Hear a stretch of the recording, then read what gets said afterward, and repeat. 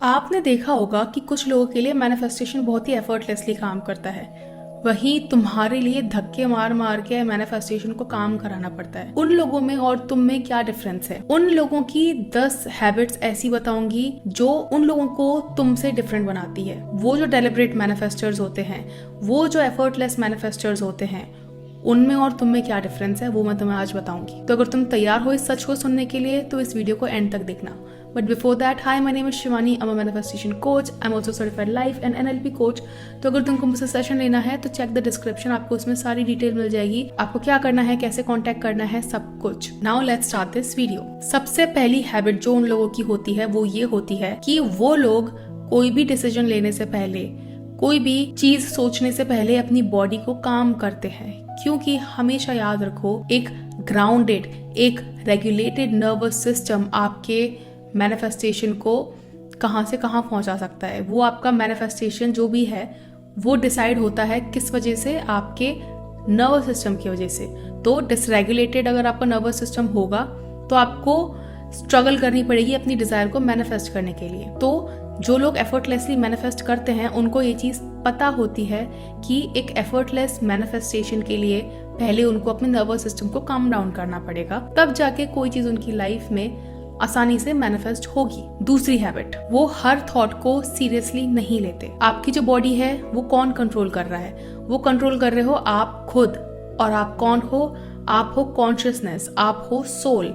तो सोल को अगर बॉडी से अलग कर दिया जाए तो आप तो सिर्फ लाश ही हो ना। तो उस लाश को इंसान कौन बना रहा है? It is your soul, that means your consciousness. जो एक अवेकेंड कॉन्शियसनेस होती है वो हर थॉट को सीरियसली नहीं लेती है। हाँ, हर थॉट मैनिफेस्ट हो सकता है, बट वो तब होता है जब आप उस थॉट को मीनिंग दे रहे हो कि ओ मुझे ये थॉट आया, इसका मतलब मेरा मैनिफेस्टेशन तो गया। एक सक्सेसफुल डेलिब्रेट मैनिफेस्टर कभी भी हर थॉट को सीरियसली नहीं लेता है।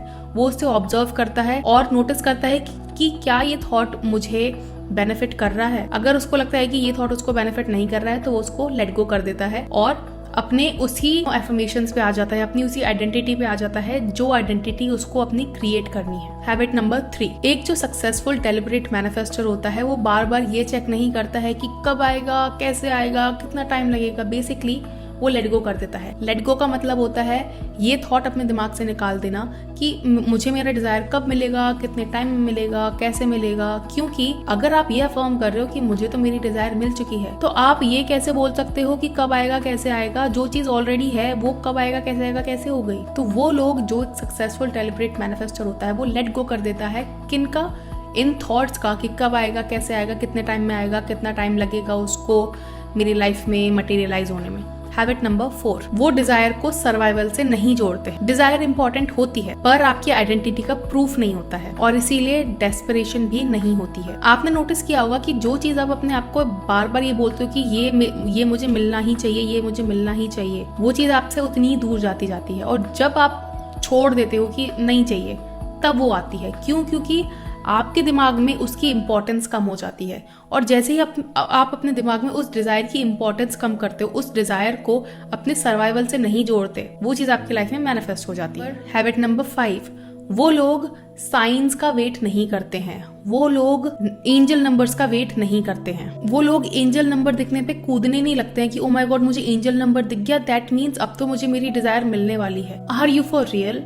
जब आप खुद से ये अफर्म कर रहे हो कि मुझे तो मेरी डिजायर मिल चुकी है, तो आप एंजल नंबर दिखने पे एक्साइटेड कैसे फील कर सकते हो? ये तो वही बात हो गई कि मेरे पास जो फोन है मैं उसी के लिए एक्साइटेड फील कर रहा हूँ कि मुझे मेरा फोन मिलने वाला है। Doesn't make sense. तो हमेशा ये याद रखो कि जो एक सक्सेसफुल डेलिब्रेट मैनिफेस्टर होता है वो एंजल नंबर्स को देख देख के उससे ये मीनिंग नहीं निकालता है कि अब तो मुझे मेरी डिजायर मिलने वाली है। वो एंजल नंबर्स को देखता है और बोलता है इंटरेस्टिंग, एंजल नंबर्स दिख रहे हैं, इसका मतलब मेरा फोकस सही जगह पे, that means I already have my desire. The meaning that you give to your circumstances is what is going to decide your manifestation. जो मीनिंग आप अपने सर्कमस्टांसेस को देते हो वही डिसाइड करता है कि आप अपनी लाइफ में क्या मैनिफेस्ट करोगे। नेक्स्ट हैबिट की तरफ बढ़ते हैं।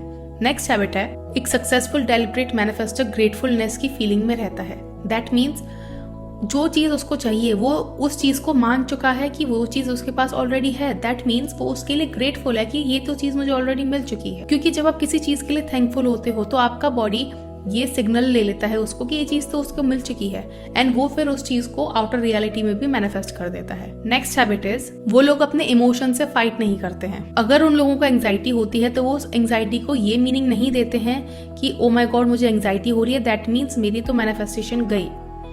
अगर आपको एंग्जाइटी हो रही है, अगर आपको ओवर थिंकिंग हो रही है, दैट जस्ट मीन्स कि आपकी बॉडी एक नए रियलिटी के लिए एडजस्ट कर रही है। क्योंकि आपको ओवर थिंकिंग तभी होती है जब आपका नर्वस सिस्टम उस चीज को सेफ नहीं मानता है, और क्योंकि जब आपका नर्वस सिस्टम फाइट और फ्लाइट मोड में होता है तो वो जानबूझ के आपको ओवर थिंकिंग वाले थॉट्स देता है। वो आपको ऐसे थॉट्स देता है जो कि एकदम वर्स्ट के सिनेरियो होते हैं ताकि आप वो एक्शन ना लो। बट हमें उन थॉट्स को सीरियसली नहीं लेना है, हमें एंग्जाइटी को सीरियसली नहीं लेना है। हाँ, अगर बहुत ज्यादा हो रही है then you might need help from a doctor, पर आपको ये याद रखना है कि एंग्जाइटी का मतलब ये नहीं है कि मेरी मैनिफेस्टेशन गड़बड़ हो रही है या फिर मुझे मेरी मैनिफेस्टेशन नहीं मिल रही है। नेक्स्ट हैबिट इज कि वो बोरिंग नॉर्मल फीलिंग को ट्रस्ट करते हैं। वो जो सक्सेसफुल डेलिब्रेट मैनिफेस्टर होते हैं ना, उनको उनकी डिजायर बहुत ही ऐसी ड्रामेटिक नहीं लगती है कि ओ माय गॉड ये तो इम्पॉसिबल है, ये तो नहीं हो सकता है।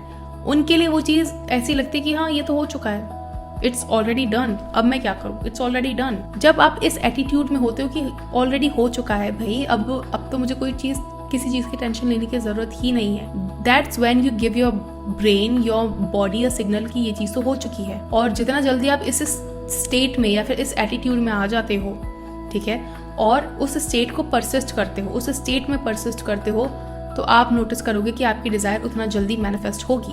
नेक्स्ट हैबिट इज वो लोग प्रूफ को चेज नहीं करते हैं, प्रूफ उनको चेज करता है। इसका क्या मतलब है? वो लोग ये नहीं सोचते हैं कि ओ माय गॉड मुझे अभी तक कोई मूवमेंट नहीं दिखा है, मुझे कोई प्रूफ नहीं दिखा है, दैट मीन्स मेरी तो मैनिफेस्टेशन काम ही नहीं कर रही है। उनको पता है कि अगर उन्होंने एक बार कोई अजम्पशन बना लिया कि ये चीज मेरे पास ऑलरेडी है, नाउ प्रूफ ऑटोमेटिकली जनरेट हो जाएगा उनकी रियलिटी में, उनको कोई चीज करने की जरूरत नहीं है। वो लोग प्रूफ के पीछे नहीं भागते, प्रूफ उनके पीछे भागता है। और मैनिफेस्टेशन भी ऐसे ही काम करता है।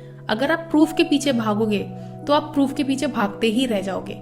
इसीलिए इंटरनल वर्ल्ड में जब तक ये चीज फिक्स नहीं होती है कि मेरे पास मेरी डिजायर ऑलरेडी है, तब तक वो चीज आपकी लाइफ में मैनिफेस्ट नहीं होती है। नेक्स्ट हैबिट इज पॉज को डिले नहीं समझते हैं। अगर उन लोगों की लाइफ थोड़ी स्लो हो जाती है ना, तो वो लोग ये नहीं सोचने बैठ जाते कि ओ माय गॉड कुछ गड़बड़ हो रहा है या फिर कुछ गड़बड़ हो गया है। वो समझते हैं कि उनकी जो नर्वस सिस्टम है वो इंटीग्रेट कर रहा है नई रियलिटी को। वो समझते हैं कि इट इज ऑलरेडी डन, अब मुझे कुछ करने की जरूरत नहीं है। ये उनका माइंडसेट होता है। तो आई होप आपको ये वीडियो पसंद आई होगी, and if you did, you know the drill, like, share and subscribe. और अगर आपको मुझसे सेशन लेना है तो check the description, you will find all the details that is required for you to do so. और I will see you in my next video. Until then, bye bye, take care.